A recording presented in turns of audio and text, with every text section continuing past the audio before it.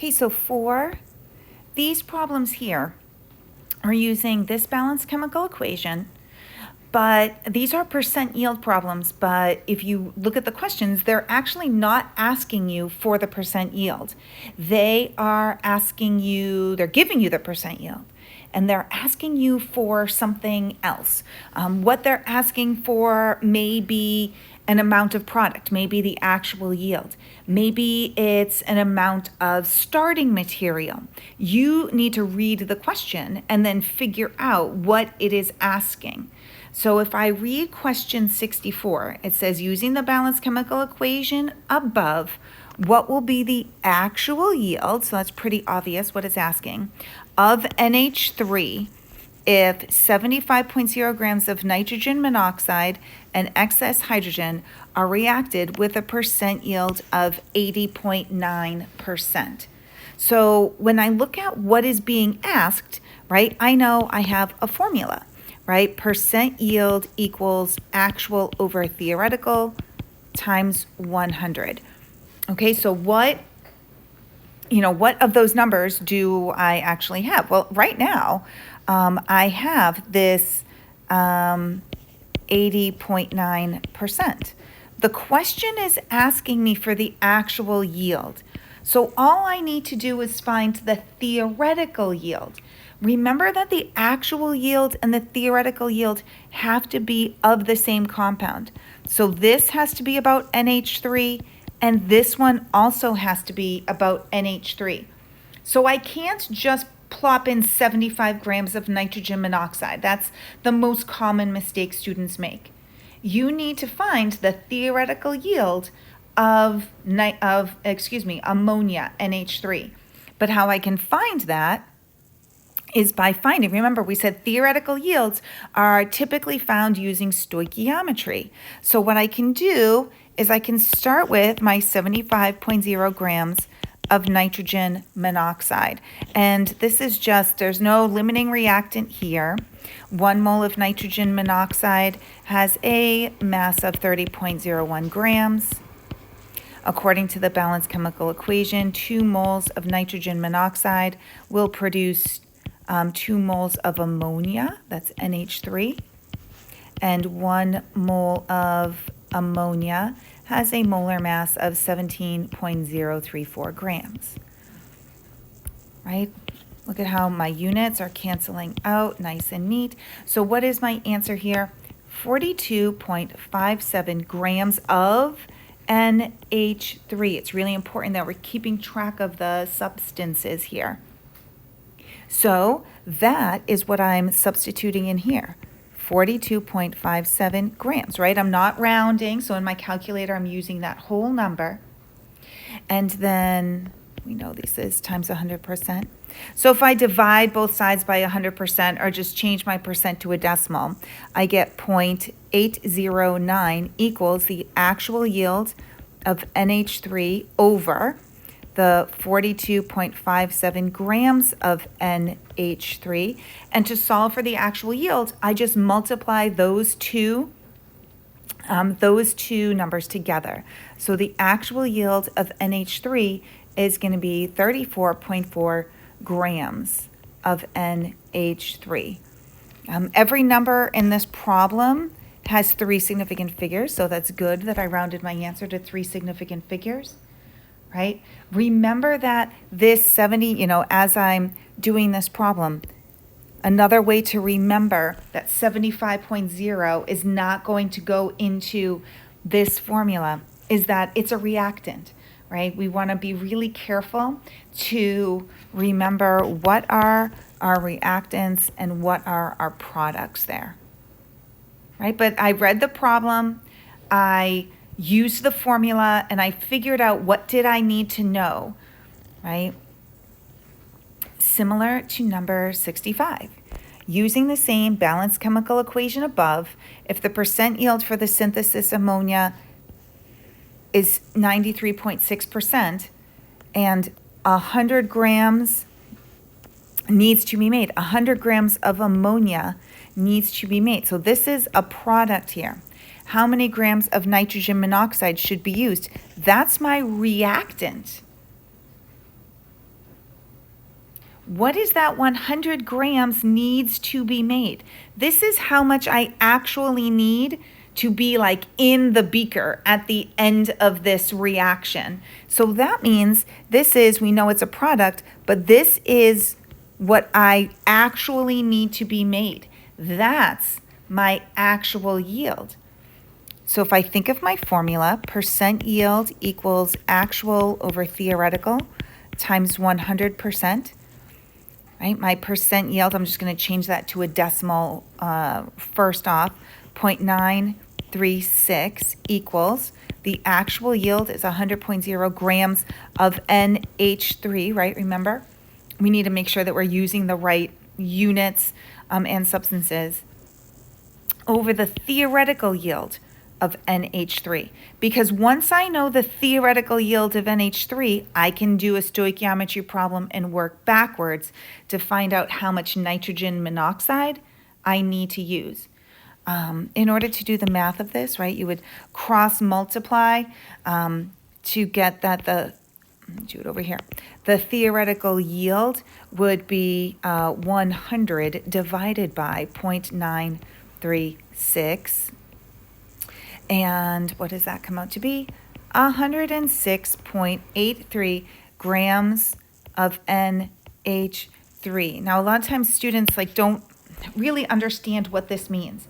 This is saying if I actually want to make 100 grams, I'm going to have to try and make 106.83 grams, knowing that I will actually only make this number, this 93.6% of what I should have been able to make. So now, right, what is the question asking again? How many grams of nitrogen monoxide should be used? So I'm going to take this 106.83 grams of NH3 and using the ratios in the balanced chemical equation, how many grams of nitrogen monoxide do I need to use? Right? 17.034 grams of NH3 is the mass of 1 mole of NH3. According to the balanced chemical equation, 2 moles of NH3 will be made from 2 moles of NO. And for every 1 mole of nitrogen monoxide, it will have a mass of 30.01 grams. When I put that into my calculator, I get 188 grams of what compound? Nitrogen monoxide. That's what the question was asking me about. That's my answer. I don't need to use the formula again. I kind of did it in the opposite order as what we've been doing, because the information that I was being asked to find was not about a product. Remember, our actual yield and theoretical yield are both products. It was about a reactant. So I needed to take my theoretical yield and work backwards to find how much nitrogen monoxide I need to try and I need to use, not try and use, I need to use to try to make this much NH3, and then how much NH3 will I actually make? Just 100.0 grams. 3 significant figures. Why? Because I only have 2 numbers in this problem, and the lowest number of significant figures is 3. Right, and then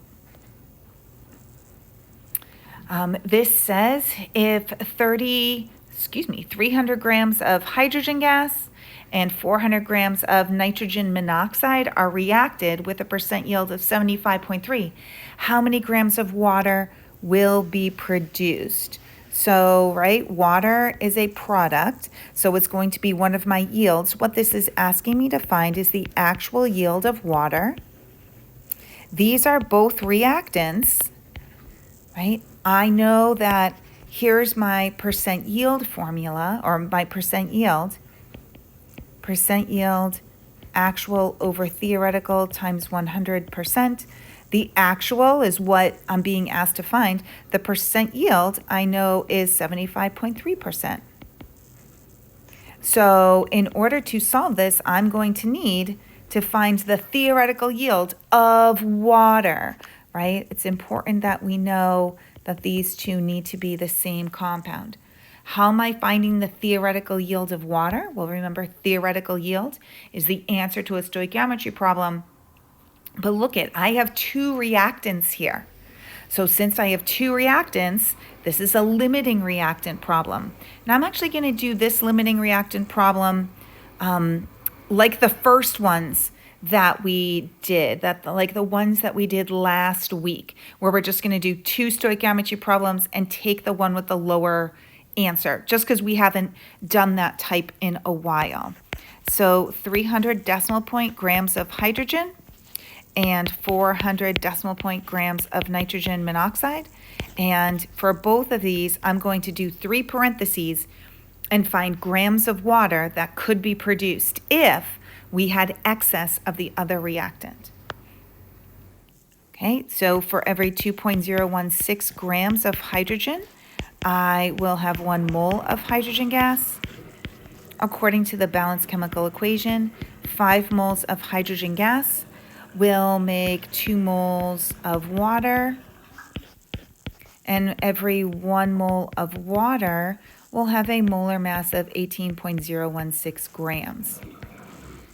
That gives me a theoretical yield of 1,072 grams of water. Now let's see what I could make with my nitrogen monoxide. 1 mole of nitrogen monoxide has a mass of 30.01 grams. According to the balanced chemical equation, 2 moles of nitrogen monoxide will make 2 moles of water. And every 1 mole of water will have a molar mass of 18.016 grams. When I put that into my calculator, I get a theoretical yield of 240.13 grams. So which one is my theoretical yield? What's the maximum amount of water that I can make? Well, this is the maximum amount of water that I can make, because what this is telling me is when this amount of water is made, my nitrogen monoxide will have run out. And so the reaction would stop. I'm never going to be able to get to that number. So now I just figured out my theoretical yield, 240.13 grams of water. Great. I can take my decimal, or I can take my percentage and change it to a decimal. 0.753 equals the actual yield of water over 240.13 grams of water, our theoretical yield, and multiply those two numbers together. My actual yield of water is 180.82 grams. Go back and look at the numbers.